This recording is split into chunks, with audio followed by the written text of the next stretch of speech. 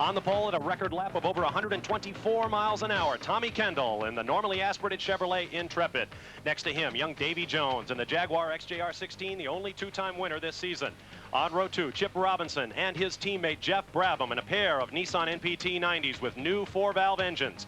On row 3, Juan Fangio II in a Toyota Eagle. Next to him, James Weaver, not feeling too well in a Porsche 962C. Row 4 will be Rocky Moran in another Toyota. Next to the Pontiac of John Hotchkiss Sr. Qualified the car, Hotchkiss Jr. will start. On row 5, Parker Johnstone, winner of 5 of 6 races in the Camel Lights class for an Acura Spice. Next to him, Jim Pace in a Buick Kudzu. The rest of the field will be David Tennyson and Ruggero Melgrati, Tom Hessert, Hugh Fuller. You see the rest of the field as pole sitter Tom Kendall brings them down the diving turn onto the front straightaway. 1.54 miles around. We're ready for action. The BMW pace car pulls off. Starter Jim Sidley holds the field with his left hand in the orange glove. We await the green flag, and we have it.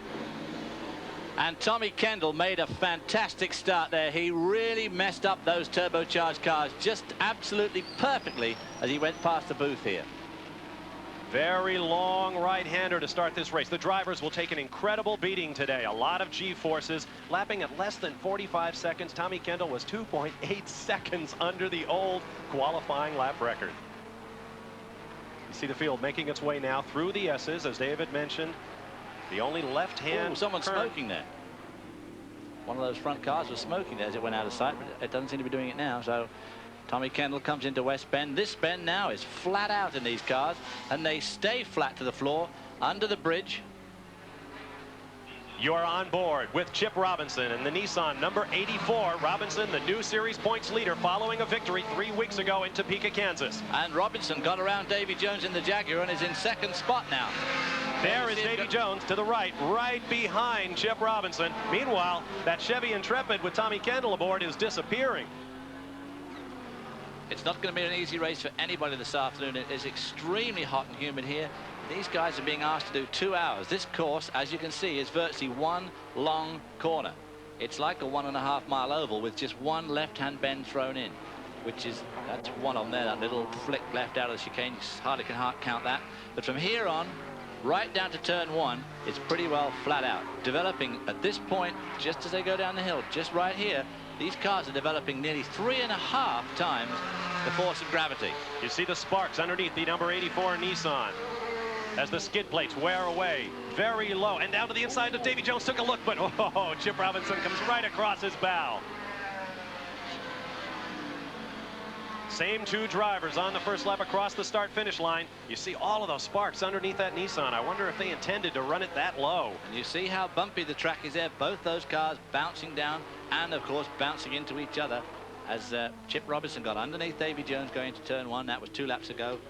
Into the chicane now for the 3rd time. Chip Robinson, for the first time in about a year, he's had the lead in points. He has 88 coming in to his teammate Jeff Brabham's 82. Davy Jones has 77 points. Now smoke from the number 8 Camel Lights car. That's Tom Hessert, a former Camel Lights champion. He's in a car normally occupied by his Essex Racing teammate Charles Morgan, the leader in Camel Lights, or second in Camel Lights points behind Parker Johnstone. There is Tom Hessert, car dealer from Cherry Hills, New Jersey, smoking that Buick badly out the back. Wayne Taylor is also striding through the field. Ooh, that car smoking. Its days are pretty well numbered, I would think. There we see the field coming into turn 1. There's the Acura Spice. To the left of your screen is a GTP Spice, an older model. The white car is a newer Spice with an Acura engine from Honda's Acura division. It's a V6, and it has totally reset the performance standards in Camel Lights competition this year. There's a look at the rest of the field making its way through. David Tennyson in the Denon Spice Ferrari engine car. Now here is Wayne Taylor, and just ahead of him is the number 98 Toyota. Rocky Moran, is that right? Driven by Rocky Moran, that's right. And here comes Davy Jones underneath Chip Robinson to take away 2nd place at turn 1. Chip Robinson left the door uncharacteristically wide open there as they came down the straight. We didn't see what happened at the beginning. Davy Jones may have sold him a bit of a dummy. Looked as if he was going to go down the outside, but look at the stretching out that Davy has now put the daylight between himself and Chip Robinson. Davy Jones set a tremendously fast qualifying time, but it was only 2nd place. In fact, a second slower than the Intrepid of Tom Kendall. Tom Kendall's qualifying time, I have to tell you, was absolutely outstanding. He did 124 miles an hour, and the old fastest lap here was 114. That's nearly 10 miles an hour in 1 year, and the track hasn't changed one bit. We'll be talking about that car all day long. Meanwhile, it looks as though Davy Jones is able to pull out easily on Chip Robinson. I'm a little surprised by that. Well, the Jaguar has been the sort of class of the field this year. There's the Toyota has got around Jeff Brabham. Jeff Brabham, of course, had a pretty busy weekend racing in the Indy 500 yesterday. Juan Fangio ahead of Jeff Brabham. Brabham finished, I believe, 21st in the Indianapolis 500. A pretty frustrating day for him. He's actually made 3 trips back and forth from Indy to Lime Rock and vice versa. Number 65 is your overall leader, Tom Kendall from La Cañada, California. Now then, look how steady that car is. We've already seen how the Jaguar and the Nissan bounce around here. That car's very smooth. Tom Kendall is your leader over Davy Jones and Chip Robinson. It is Chevy, Jaguar, and Nissan up front. Smoking to the right of your screen is Tom Hessert. His day may soon be done, but the number 65 of Tommy Kendall, a Chevrolet-powered Intrepid built by the Miller Racing Team out of Illinois. An all-American car designed by Bob Riley, who was at a hand in a lot of Indianapolis winners, a lot of the great Trans Am and Imsa GTO cars campaigned by Jack Roush. There is another Riley chassis behind the number 98 Toyota of Rocky Moran. Now, I'm sure Wayne has rocketed through the field until he came to Rocky Moran, and there's no doubt about it that Rocky Moran is now slowing him up. Moran's car's probably just a bit quicker down the straight. Yeah, it looks like it. He's got the turbocharged. Only 2.1 litres, the smallest engine out there. But when they crank the boost into that thing, they give phenomenal horsepower. Similar to the 2-litre engine I raced at BMW many, many years ago. But it just shows how powerful it can be. And he's got him, and now you just watch him streak away. Wayne Taylor underneath the turbocharged. And the Jaguar of Bazell has caught up with Rocky Moran now. So Rocky Moran will come under fire again. He may have a problem. The Gurney cars won 4 races last year. This year they've had a lot of trouble being competitive. They have a new car that is up and rolling, and we expect to see it very shortly. But in the meantime, they're using last year's machine. It's always amazing how quickly championship-level racing machinery can be obsolete a season later. Well, I mean, if you look at the qualifying time, last year Drake Olson in one of those Toyotas set a qualifying time, as you've already said, over 2 seconds slower than this year. Incredible in 1 year.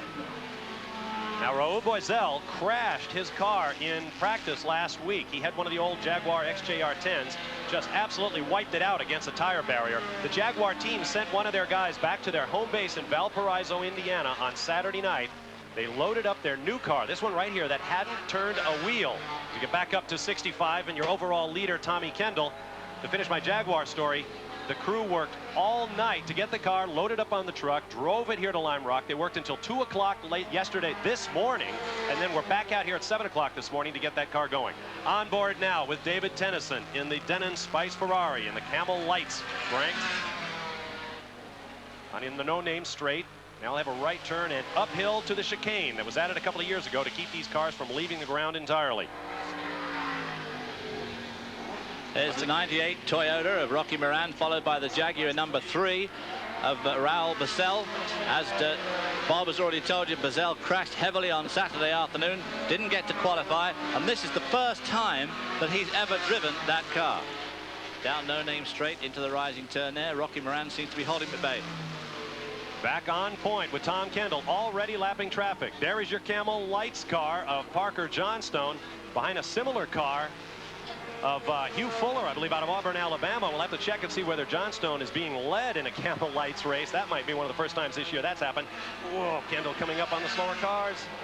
I must say I find it pretty amazing that the Camel Light car of Hessen is allowed to continue smoking like it does. That's going to cause somebody a lot of grief sooner or later. He is still on the racetrack. Now you watch the 65 car there of Tom Kendall. You just watch it through here as it goes down the diving turn and through the bumps. Now just take a mental note of how it looks there and how it looks down this main straightaway. And then just compare that to what the Jaguar or the Nissan look like when we see them at other times. They've got the ride control on this car absolutely perfect. Overall race leader with your Camel Lights leader. Nose to tail. Parker Johnstone moves over, lets Tommy Kendall through. Well, if he's lapping the Camel Light leader in 11 laps, 54, Hugh Fuller off the racetrack. I wondered whether he was leading Tommy Kendall. I believe he had been lapped by Parker Johnstone in the Camel Lights competition. At the speeds these cars are going on such a short racetrack, we're going to have lapping going on all day long. It's going to be very difficult to keep things straight, but we'll do our best. Tommy Kendall, 6 feet 6 inches tall, yet he folds himself into this machine, and he just goes like crazy. Fitness and endurance is going to be a big thing today. And Tommy Kendall, when I spoke to him about it the other day, one of the things he does is he practices yoga, which he maintains is great for physical shape. I would imagine it would be. Meanwhile, we've got pit action. Let's get down to Jan Bikas. Tommy Hessert has brought his car in. The motor is shut down. They're going to attempt to change the valve cover gasket on the Buick motor. It's obviously going to drop him way back, but they're going to make an attempt to get him back into the race. It looks like it could be a pretty protracted repair. In the meantime, there's James Weaver in the number 16 Dyson Racing Porsche. He is about to be overcome by Wayne Taylor in the number 64 Chevy Intrepid. Taylor trying to move up from the back of the pack after having clutch problems in qualifying, as Jan Bikas mentioned at the top of our show. Now, James Weaver in that Porsche is having stomach trouble. He and his car owner, Rob Dyson, both apparently suffering queasy stomachs as a result of something they ate this morning. We'll see how far Weaver can go before he needs to hand over to Rob. You get a really great, a very vivid demonstration there. Just look at the Porsche as it bounces its way through the bottom bend, and Wayne Taylor's car just glides over this extremely bumpy surface. The Porsche will no doubt have more straight line speed than Wayne Taylor. The Porsche going to the inside, making Wayne go around the outside, which is going to be difficult. These guys are racing for a position, and James Weaver is certainly no laydown when it comes to getting around him. But this is where the Intrepid, the number 64 car, is very, very much... Don't try it, Wayne. You've got a lot of time left yet. You've got an hour and 45 minutes to go. No point rushing your bridges. Both of these drivers, James Weaver, Wayne Taylor, European veterans, they'll be at Le Mans in a few weeks' time. David and I hope to speak to you from the 24-hour Classic. Wayne Taylor had a new baby boy, Jordan Lee, back on the 10th of the month. He's a happy father. His teammate, number 65, Tommy Kendall, is just a little bit happier right at the moment. He is leading the way in the Toyota Trucks Lime Rock Grand Prix. Stay with us. Jaguar Davy Jones running in second position, and there's a gap. You saw your overall race leader Tommy Kendall duck at the bottom of the screen. He's got about 6 seconds in hand over this man, Davy Jones. Let's get down to the pits and Chris McClure quickly. Well, Tony Dow, Jaguar manager, looking on very closely to Raul Boesel in particular. His first drive, how's it going with him? Yeah, it seems to be going okay. He's getting amongst the faster cars now, and so his advancement is slowing down a bit. Had he had experience in the car Davy's in? I mean, was this a complete surprise? Well, only after you crashed the first one, yeah. Is there a big adaptation from the 10 to the 16? Yeah, I think there's a fair performance advantage that he has to, find the limits of the car, and that's going to take this race to get to know what the car does. And that's going to be a tough battle under the kind of conditions we're seeing today. This race is going down at record pace, flying around the racetrack. This car of Davy Jones, his teammate Raul Boesel, and the rest of the field of 19. Make that 18 with Tom Hessert's Camel Lights car in the pits. The battle continues here between the number 16 of James Weaver and Wayne Taylor. This is a battle for 6th place. Taylor coming from the back of the pack. Weaver started his car in the number 6 position. So Taylor has already made up 11 spots on the racetrack.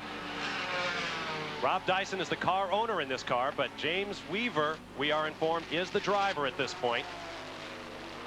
This is where Wayne Taylor's a lot quicker up through that bit. He's quicker onto it through the S's. He's quicker on, he's later on the brakes into the rising turn. And he's very quick from here through the next 2 right-hand corners, but unfortunately they lead to the long straight where the Porsche with just a little bit more horsepower has got the legs of the Intrepid, and unfortunately for him, the only real overtaking spot on this circuit is just about here as we go into turn 1. Rob Dyson has long been one of the stalwart Porsche campaigners in Imsa Camel GT Racing. They have a new car coming online for this man, James Weaver. They hope to have it for the New Orleans race, 2 up the road. And we'll be seeing it at Watkins Glen in the month of July. Excuse me, later in June. Just look how much quicker that Intrepid is through those S's. Gets up alongside him here now. Is Weaver going to block him out? Cool, bit of a dodgy place that. Coming up on a lapped car there. Now then, the Intrepid, if it's got a weak spot, is they've had some minor problems with overheating. And of course, him having to follow that Porsche so close will obviously exacerbate that if it is a problem. And if they're going to have a heating problem, today could be a day for it, because it is extremely warm here at Lime Rock. Now that that battle has settled down a little bit, we'll check in with Tom Kendall back on the point. Tom Kendall is about to lap Raul Bassell in the Jaguar and the number 98 car of Rocky Moran. Those are 8th and 9th. Moran is 8th. Raul Bassell is 9th. And here comes Tommy Kendall. I can't get over this. He is rocketing around this racetrack. Now then, Raul Bassell won't be looking for him either. I can't imagine that Raul Bassell would even imagine for a moment. Oh, he puts a wheel off. Tommy Kendall would be there yet. When you have that much power, that much ability right underneath your foot, I would imagine it emboldens you a little bit. You're going to try to pass anywhere you can if you think you're that much quicker than the guy ahead of you. Tommy Kendall seems to be amazingly mature for a guy of his age, and I don't think he's going to make a mistake, but he is still awfully young.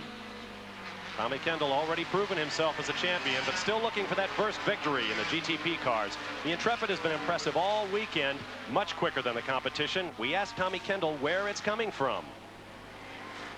Well, the car is really good under braking, and it just produces a tremendous amount of downforce, and so all the mid-corner speeds are quite a bit higher, I think.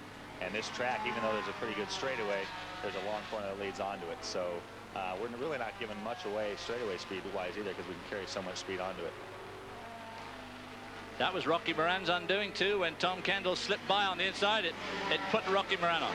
Now let's get down to Chris McClure. Well, quite obviously, Tom Kendall has adapted quickly. Jim Miller, he only had about an hour testing before coming to this track. A remarkable adaptation to the car. Well, I think Tommy has always proven to be a flexible driver, and when we tested last week, he did very well, and he was right on the pace when we arrived here. Was there any additional incentive, given that he had pole at West Palm and lost the lead almost immediately, to the man that started today on his flank, Davy Jones? Let's just say Tommy paid a great deal of attention to his experience, and I think he handled it pretty well. The Jaguars now running nose to tail on the racetrack, although Raul Bassell about to be lapped by his teammate. We've got action on the front straightaway. Car number 4, I beg your pardon, that is Brian Bonner out of Boston, Massachusetts, racing on his home track here at Lime Rock.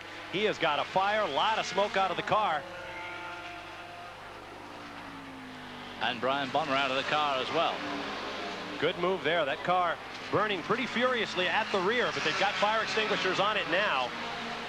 That is one of Tom Milner's Chevrolet Spices, one of the older Spice cars with a normally aspirated Chevrolet engine, very much like the one in the Intrepids. But the Intrepids have taken a lot more engineering support from the Chevrolet Motor Division. They have very trick engine management systems called the Gen 3, and they are out there flying. Now you're on board with overall Camel GT points leader Chip Robinson. Little bit of breakup on this hazy day that makes it hard to bounce signals off our helicopter overhead. That is David Tennyson's Denon Spice Ferrari being passed by one of the Toyotas leading up to the chicane. Now from here on, these GTP cars develop such incredible downforce. I see, we've gone from one car to another. That's pretty quick. Oh, now we've gone back to the other car. This is exciting, folks. Onto the main straight. You can see how...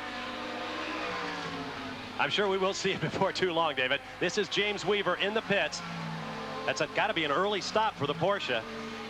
But there is no driver change, so I assume James is still feeling good in the car. Maybe his tires started to go off, or they could have used a softer compound than they wanted to, or something like that. It's just an early stop, very early. He was in 7th position when he stopped. Tommy Kendall and the number 65 Chevrolet-powered Intrepid from Miller Motorsports in Illinois has absolutely grabbed this race by the throat from the get-go. He has led every lap thus far. He has. Davy Jones is not very far behind, just a few seconds. And of course, there's a long way to go yet. They've both got to make at least one stop. It's hot, but I would hazard a guess that the Intrepid is probably being kinder to his tires here than the Jaguar. 3.5 seconds the gap from this car, Tommy Kendall, back to Davy Jones in the second-place Jaguar. Behind Jones, it is Chip Robinson in the Nissan, Juan Fangio in a Toyota, Jeff Brabham in a Nissan, then Wayne Taylor in the second Chevy Intrepid, who has made his way up from the back of the pack. Raul Boesel in the Jaguar runs 7th, followed by Rocky Moran in another Toyota, John Hotchkiss Jr. in a normally aspirated Pontiac Spice car, and finally James Weaver in a Porsche.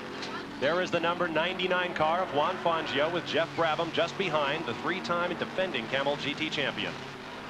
Juan Fangio, a new father this weekend. His girlfriend Viviana gave birth to young Juan, don't call me Juan Fangio, during qualifying on Saturday. How terribly inconsiderate. He will be known as Juan Fangio, not Juan Manuel Fangio. Juan's uncle, of course, is the great 5-time former world driving champion. The two products of Japan there, the V6 engine Nissan of Jeff Brabham, 83, the 99 Toyota, which, as I said earlier, is the smallest engine in the race. 2.1 litre, 4-cylinder, turbocharged, but they chuck an awful lot of boost through it and give staggering horsepower, and has put up a very good account for itself last year particularly, but this year the 99 and the 98 car just haven't been going quite as well. They took a sabbatical, they missed a couple of races, but they're back here today and obviously going very well against their old nemesis, the Nissan. But of course a new one has arisen now, and that is the Intrepid Chevrolet is so fast around here at Lime Rock. Jeff Brabham in the number 83 red, white, and blue Nissan, closing up a little bit on Fangio with the help of that Pontiac Spice up ahead of John Hotchkiss Jr. And there's the 48 car, there's the Acura. More Japanese engineering. That, of course, is a Honda engine, a V6 also, 4-valve, in a Spice chassis. And these guys are determined to go into GTP racing with a bigger engine yet. We saw Brian Bonner catch fire near the pit lane earlier. Now Chris McClure has more. Well, Brian Bonner did just get back to the pit and consulted with Tom Milner, the owner. Unfixable, I guess. Yeah, we figure it's an oil leak from either an oil cooler or a valve cover gasket. We had a problem with the valve cover gasket earlier this weekend, and it's really too bad because Appleby's car was running great, and I was just taking it easy. We had moved up from the back of the pack, and we were running a good pace, and you know, I didn't know the thing was burning because I saw the corner workers holding the fire bottles over the head, and I figured it was somebody else. I'm looking at my mirrors to see a burning car, and I realized it was mine, so that's too bad. Bad way to end the day. Well, at least he didn't have far to walk to get back to the Tom Milner Racing pits.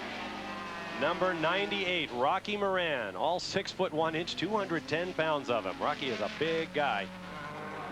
I raced against Rocky nearly 20 years ago now in Formula 5000. He certainly hung in there extremely well.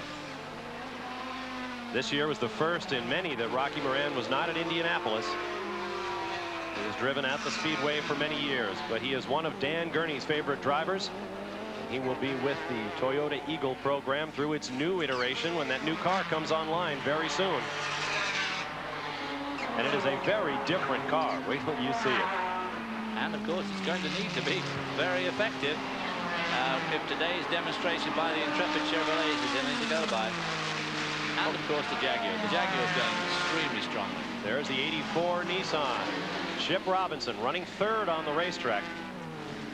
Chip Robinson, of course, leading this year's point standing with 88 points to his teammate Jeff Brabham, 82. Jeff Brabham, of course, having won the championship for the last 3 years. There you see a good in-car shot as we go on the no-name straight. You can see how unstraight it is. Into that climbing right-hander. Now, they used to just blast straight over the top there until John Morton had a huge flip. There's Rocky Moran just in front of him, pulling away a little bit as they come out of that corner. This is those two very fast right-handers. West Bend there, right to the exit road, under the bridge, down this hill. It's a lot steeper than it looks from the onboard camera. Out onto the straight, you can see how the wheel's twitching his hand, and that's just going straight. That's just bumps making it do that. Up to about 155, 160 miles an hour, hard on the brakes into turn 1. As you can see, it's a double apex.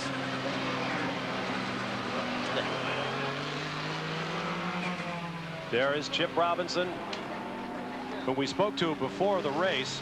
Imsa's been racing here at Lime Rock since 1972, and GTP cars have undergone a massive evolution since then. We asked him whether the cars are too good for the track. I've outrun this race track for a number of years now, and you know, it's a short narrow, tiny place and rough, and our cars just tend to bounce all over the racetrack, and it's a really difficult place for us.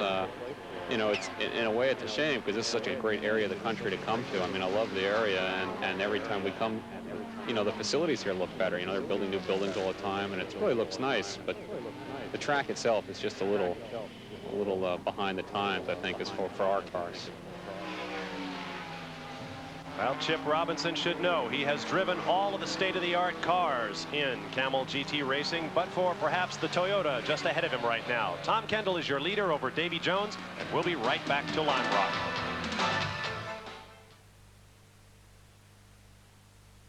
Very lucky he didn't get his head knocked off, because if you saw it, the wheel off that other crash bounced around, hit his front wheel, and could so easily have hit him on the head.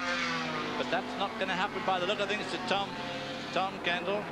There's 64. That's Wayne Taylor in the second of the Intrepid Chevrolets. Unfortunately had to start at the back. Now latched onto the tail of the lead of the race, his teammate Tommy Kendall. He's a lap down on Tommy Kendall, unbelievable as it is, but look, he's in fourth spot and a lap down on the leader. These cars are going to be tough. Watkins Glen may not suit them quite so well. It's a very long straight, which the Jaguar and the Nissan will like. But boy, they're going to go through the S's onto the straight there so quickly. And as Tommy said in that interview earlier on, its entry speed onto the straight is a big part of it. Nasty little traffic jam there. Yeah, got between one of the Milner cars. I believe that's Jeff Perner, driving instructor at Road Atlanta in the blue car. Whoops, John Hotchkiss off the racetrack. This is in Big Bend, I think.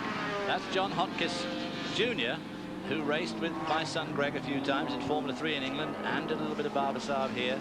And they saw quite a bit of each other. John Hotchkiss, of course, comes from California. Did well to wait his turn, as you see young John there. His father is his co-driver in this car. We may see John Hotchkiss Sr. a little later on.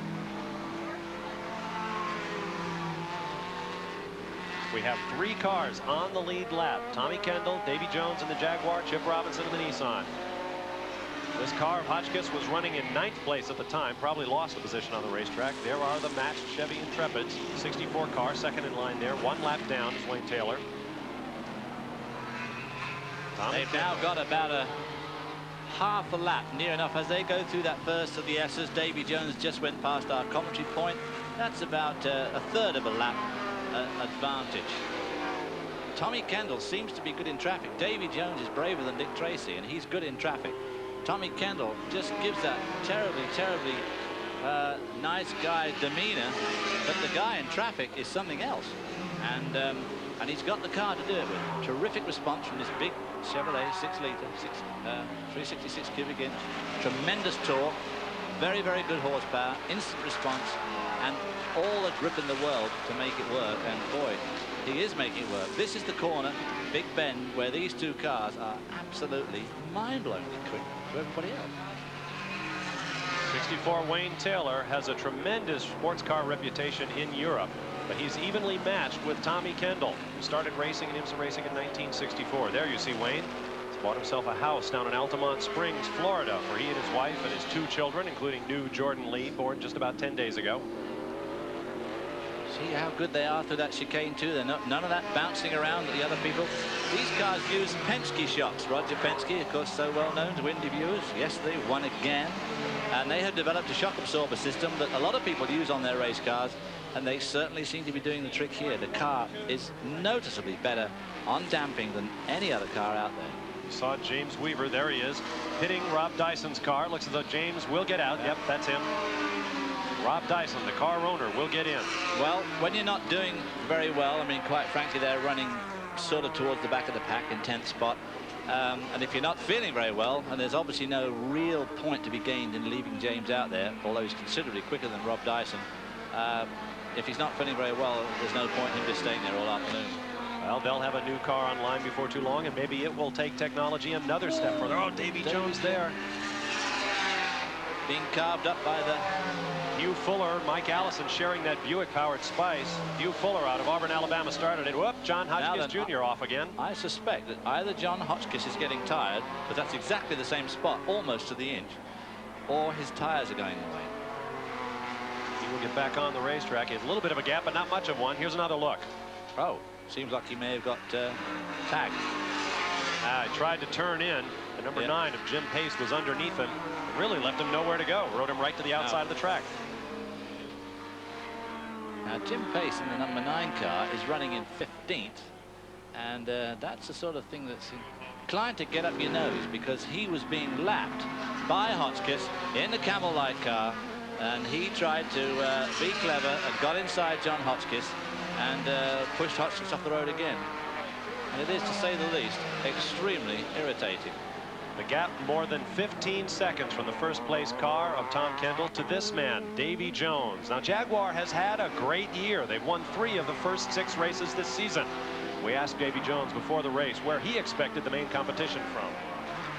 Well, I think this weekend, you know, the interprets are running very good of Wayne Taylor and Tom Kendall.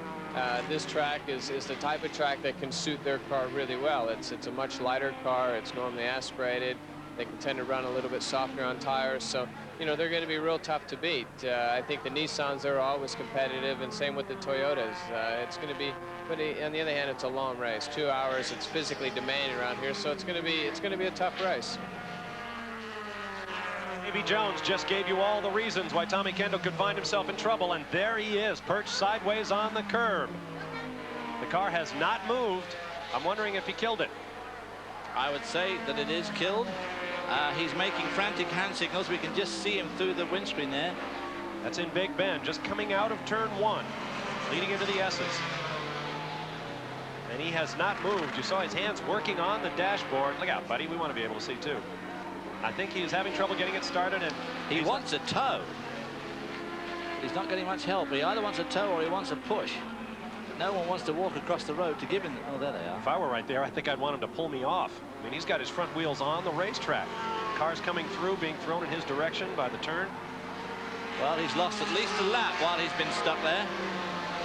He wants these guys to push him off and try and push start of that thing. My goodness. Give a lot of credit to the bravery of the SCCA corner workers here at Lime Rock. They don't want to push him out there much, no. Well, there's your new leader, Davy Jones, from whom we just heard. From the jaws of imminent defeat comes sudden victory. With the race not yet half done, Davy Jones has taken over first place. Stay with us.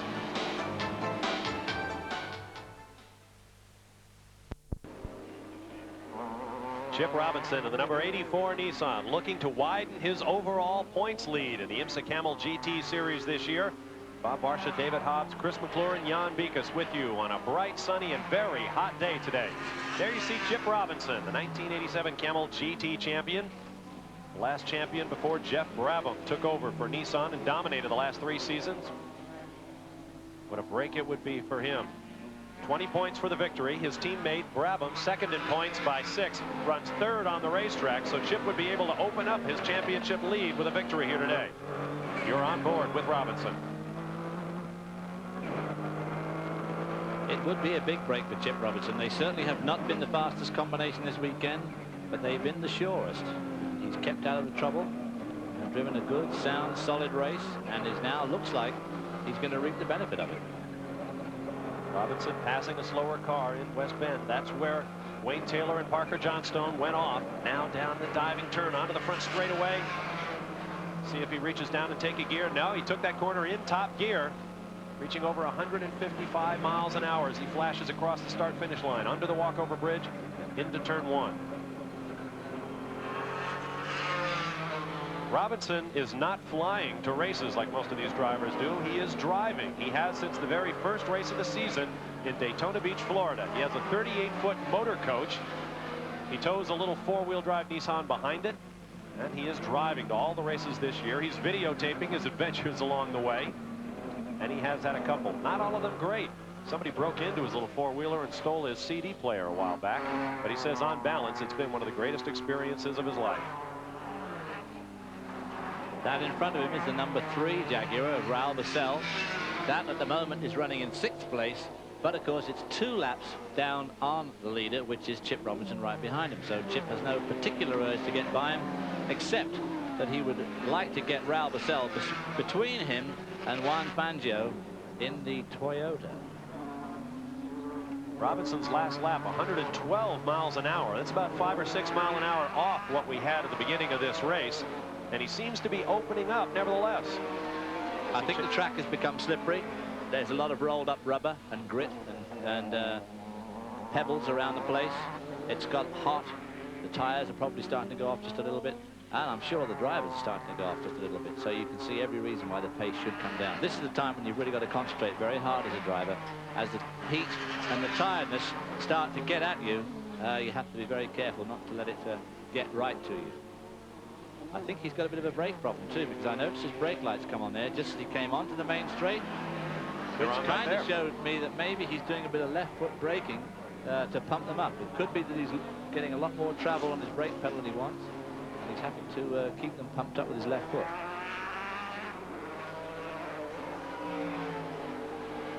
Down No Name Straight, the back straight, which is anything but here at Lime Rock Park. No doubt he is getting information about the second place Toyota of Juan Fangio from his Nissan Performance Technology teammates, led by Devin Dorf and Kaz Kastner. That team had been responsible for pulling together Nissan's effort for the 24 Hours of Le Mans coming up on the 22nd and 23rd of June. But if you follow motorsports, you know that Nissan will not be allowed to run that race this year because they're not a part of the regular World Championship. And the team, to a man, is very disappointed they won't be going over to LaSalle this year. You had a quick look there at one of the Toyotas. I think maybe those lights we see are actually his driving lights. It's just that the front ones aren't working, because when he puts his brake lights on, they are much brighter than those. There is Juan Fangio, who seems to be closing up just a little bit now. His brake lights flash, no doubt about that. The old familiar turbo flame coming out of the exhaust pipe, sitting high on the body of the Toyota, the number 99 car. As you said earlier, they've got a new car coming along. It should appear in a couple of races' time. A year ago, this car and its sister car, the 98, driven by Fangio and Drake Olson, who is now retired from Camel GT competition, swept the front row here at Lime Rock. This year, it's just not quite good enough in the face of the new technology. A look back up the racetrack to the headlights of three-time Camel GT champion Jeff Brabham, who has covered 6,300 miles in the last 4 days, going back and forth to Indianapolis from here at Lime Rock. We asked Jeff before the race to compare the mammoth difference between Indy and Lime Rock, Connecticut. As you say, it is a mammoth difference. You know, Indianapolis is a very smooth racetrack.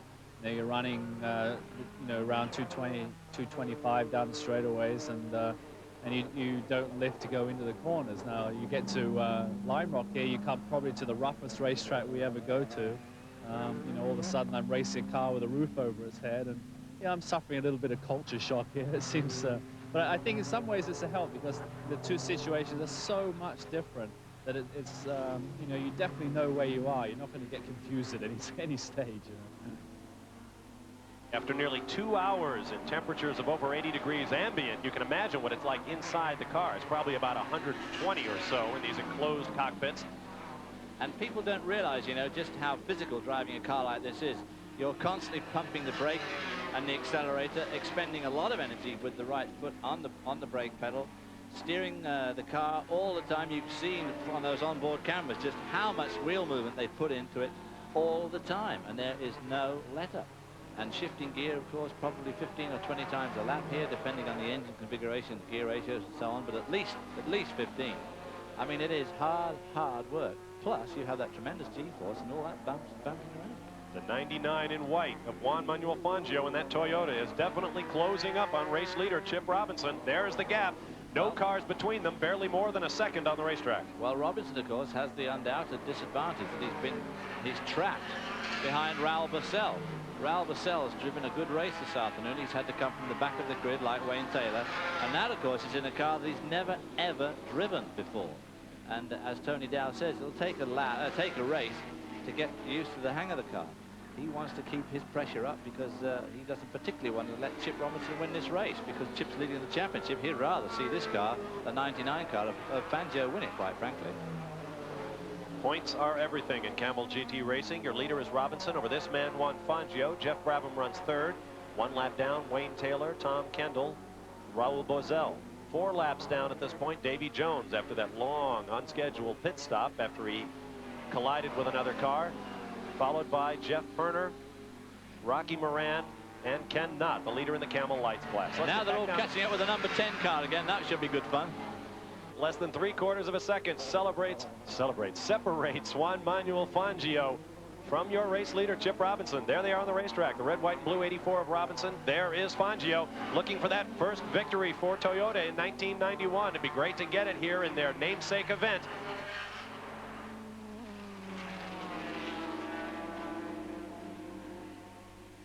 The 84 Nissan of Chip Robinson leading the way. There is the 99 Toyota of Juan Manuel Fangio II.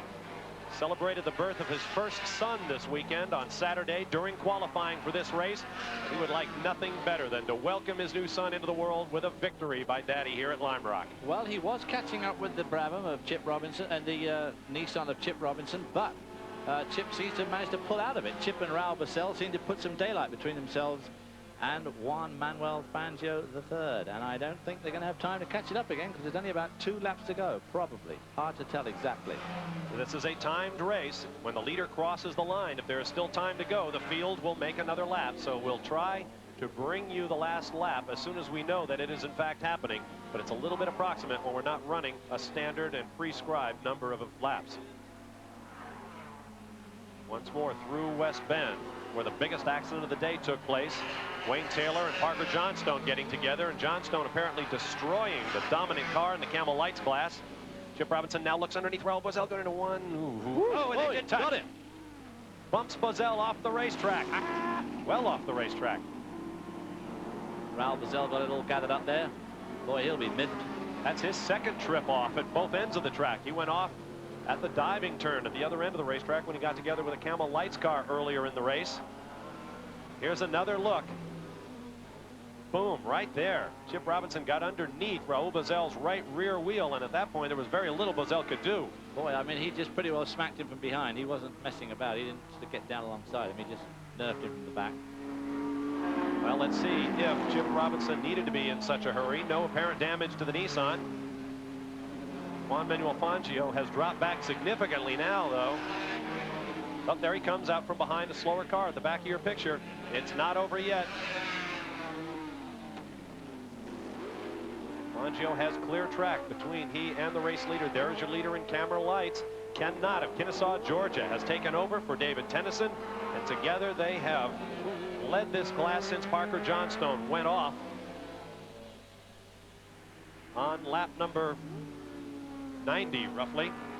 We're now working lap number 131, and the seconds are slowly ticking away. Back on the leader, Chip Robinson from Old Wick, New Jersey.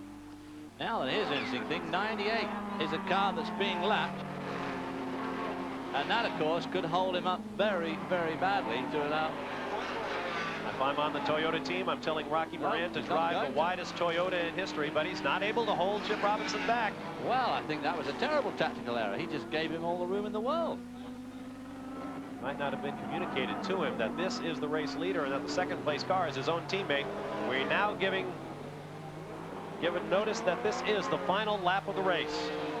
The checkered flag is in the hands of IMSA flagman Jim Sidley, and it will be waved over this man, Chip Robinson, unless Juan Manuel Fangio II can do something with 2 turns remaining through the West Bend on top of the hill. Well, things are certainly going to work out well for Chip Robinson here on the overall points. He's going to get his 20 for his win. A car that's not in contention, the points is going to come second. And everybody that matters is going to be way down on him. The checkered flag waves over Chip Robinson, taking the 3rd victory for Nissan this year. That ties them with Jaguar for most victories. Second place unofficially is the Toyota of Juan Fangio II, followed by the Nissan of Jeff Brabham. And you're right, David. The people that mattered are not able to move up. Brabham second in points, but he will gain no ground because Chip Robinson will take the full 20. It'll be good for Wayne Taylor and Tommy Kendall in 4th and 5th. It'll pick them up from near the bottom of the charts. Raul Basel won't come out too well, but he won't do too badly either.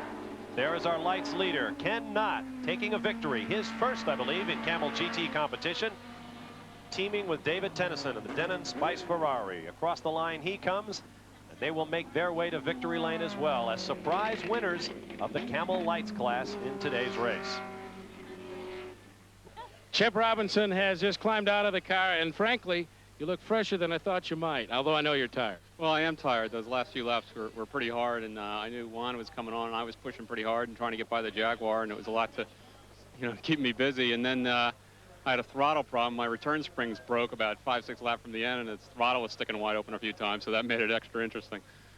Kind of a trouble-avoidance day. A lot of surprises out there. Well, there are. This is such a difficult track. It's small, it's tight, and it's usually very slippery. It's hot, and it's easy to get off the track, and things just went my way today.